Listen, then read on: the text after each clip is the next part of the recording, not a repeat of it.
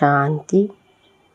ज्ञान के सागर बाबा हम बच्चों को जो अनेक प्रकार से हर एक आत्मा विकारियों के तपत में जल रही है, उन सभी को बाबा ज्ञान के सागर बन के हम बच्चों को ज्ञान की छींटे डालते हैं, जिस छींटे से हर एक आत्मा शीतल बन जाती है।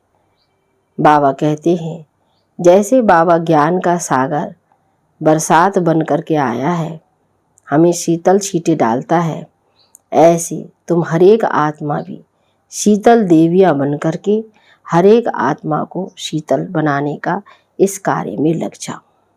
तो ऐसे ज्ञान के सागर, गुणों के सागर बाबा से हम जितना ज्ञान के दिए हुए गुणों को धारण करेंगे, अंतरता में धारणा करेंगे, उतना ही हम आत्मा अपने विकारों को जीत सकेंगे। अर्थात विकार रूपी जो भी हमारे अंदर में गर्माहट है, वो सब निकल करके शीतल बन जाएंगे।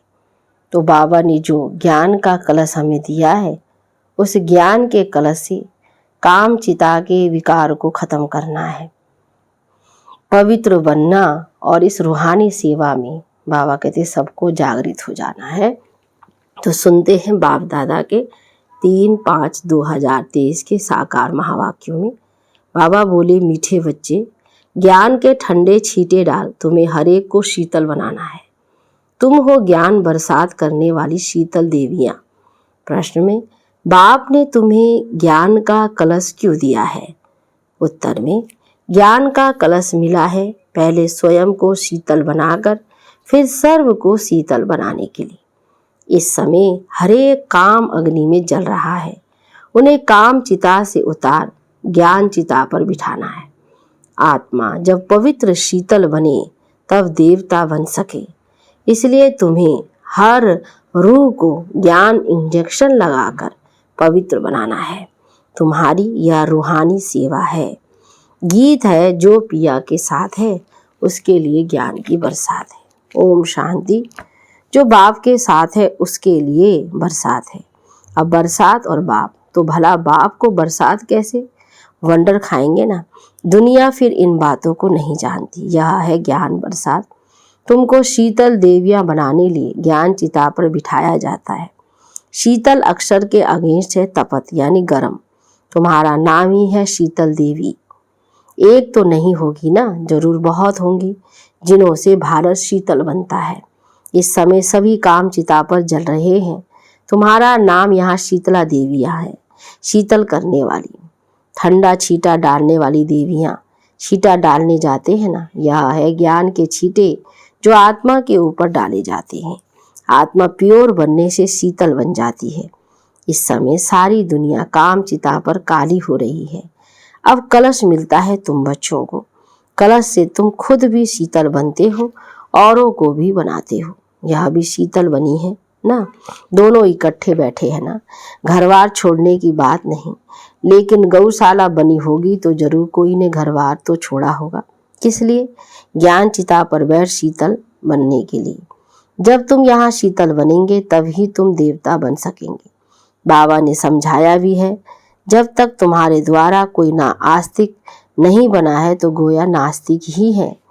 आस्तिक दुनिया वाले आपस में कभी लड़ते झगड़ते नहीं, नास्तिक दुनिया वाले लड़ते झगड़ते हैं। नास्तिक किसको कहा जाता है?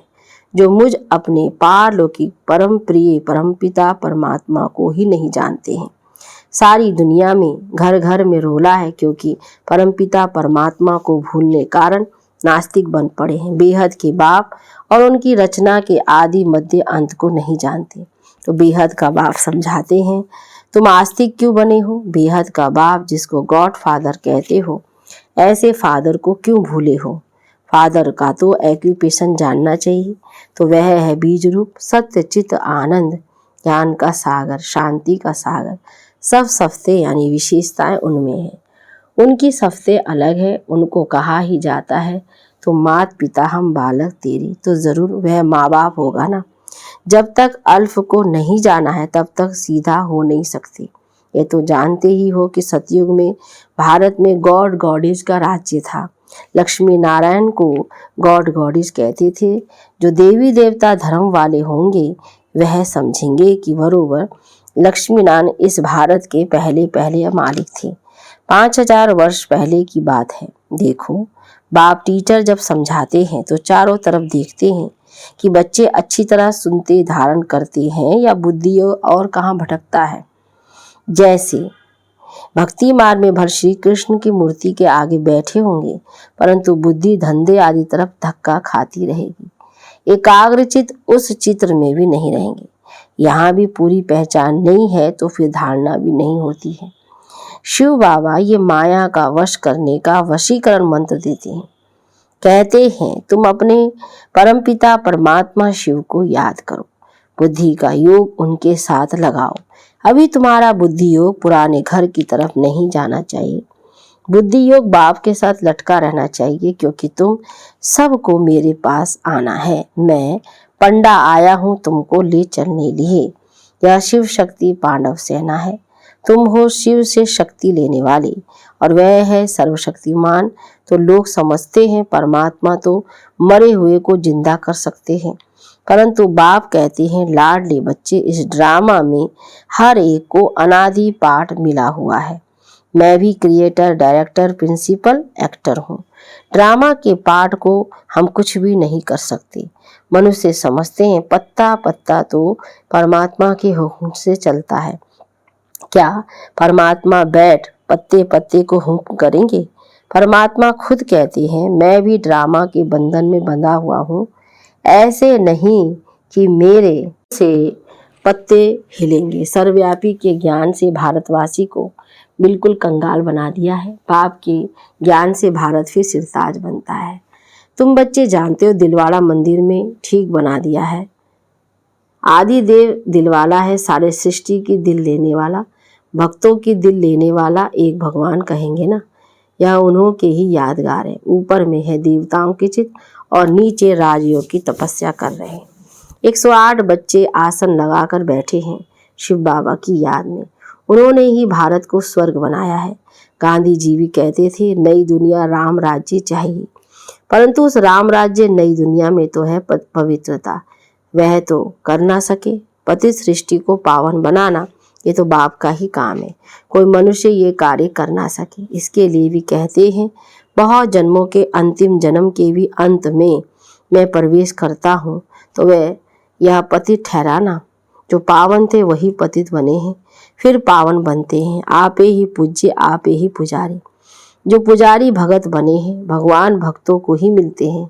बाकी वह तो मुक्ति के लिए पुरुषार्थ करते हैं कि पाठ बजाने से मुक्त हो जाए, परंतु मोक्ष किसको भी मिलता नहीं है।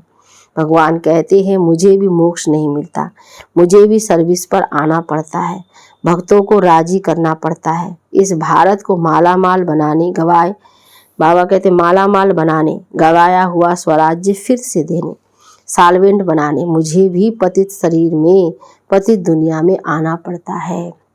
अनेक बार आया हूँ और आता रहूँगा। भारत को गुलगुल बनाऊंगा। ये है ही आसुरी दुनिया, उनको दैवी बनाता हूँ। जो जो मुझे पहचानेंगे वही वर्षा लेंगे। शिव बाबा कल्प कल्प भारत को वर्षा देने आते हैं। उनकी जयंती आजकल मनाते नहीं, कैलेंडर से हॉलीडे भी निकाल दी है। वास्तव में तो एक शिव जयंती मनानी चाहिए और सबकी जयंतियाँ मनाना बर्थ नेट ए पेनी है।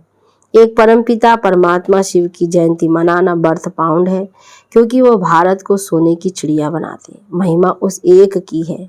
मनुष्य समझते हैं पतित पावनी गंगा है, फिर भी एक से राजी थोड़ी होते हैं।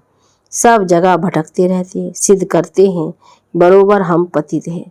ज्ञान का सागर तो एक ही परमात्मा है, जिससे तुम ज्ञान गंगाएं निकली हो। तुम्हारे ही नाम है सरस्वती, गंगा, जमुना। गंगा नदी पर भी मंदिर बना हुआ है।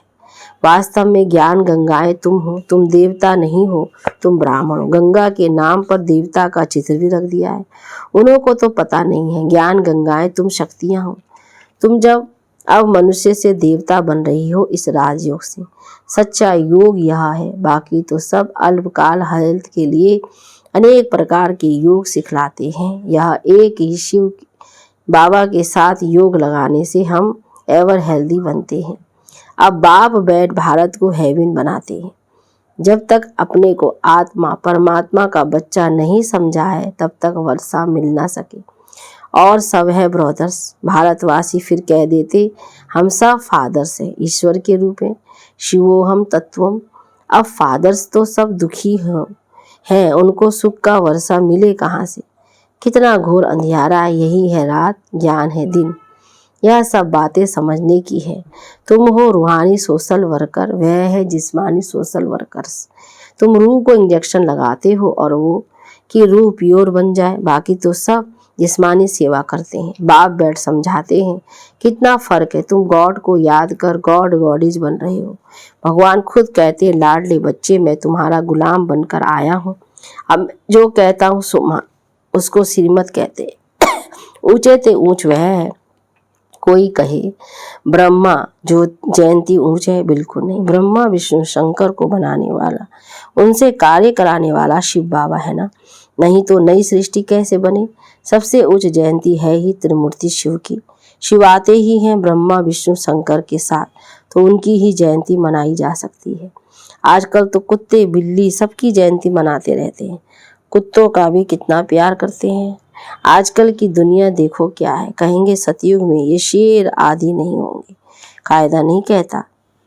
सतयुग में मनुष्य भी बहुत थोड़े होंगे, तो जानवर आदि भी थोड़े होते हैं।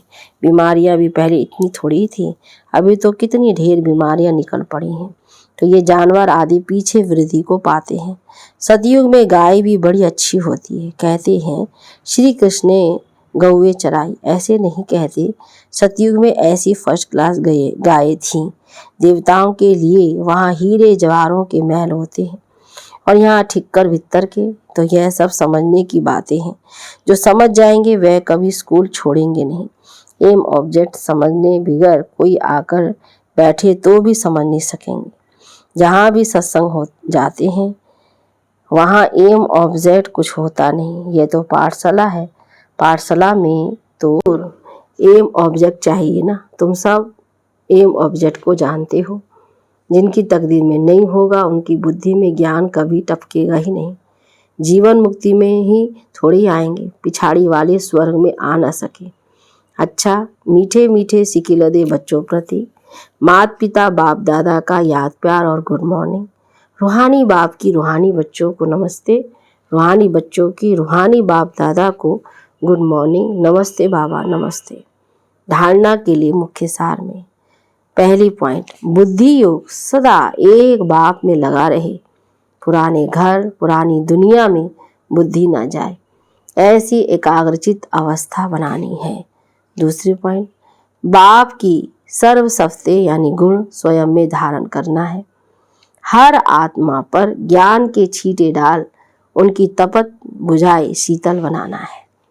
वरदान में हर आत्मा से आत्मिक अटूट प्यार रख, स्नेह संपन्न व्यवहार करने वाले सफलता मूर्त भव।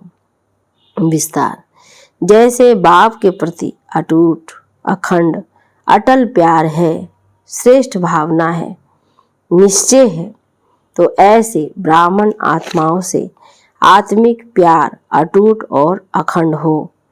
किसी के कैसे भी संस्कार हो चलन हो, लेकिन ब्राह्मण आत्माओं का सारे कल्प में अटूट संबंध है, ईश्वरीय परिवार है। बाप ने हर आत्मा को चुनकर ईश्वरीय परिवार में लाया है। यह स्मृति रहे तो आत्मिक प्यार अटूट होने से स्नेह संपन्न व्यवहार होगा और सहज सफलता मूर्त बन जाएंगे। स्लोगन में अंतर्मुखी वह है जो जिस समय चाहे आवाज में आए और जिस समय चाहे आवाज से परे हो जाए। अच्छा, ओम शांति, ओम शांति, ओम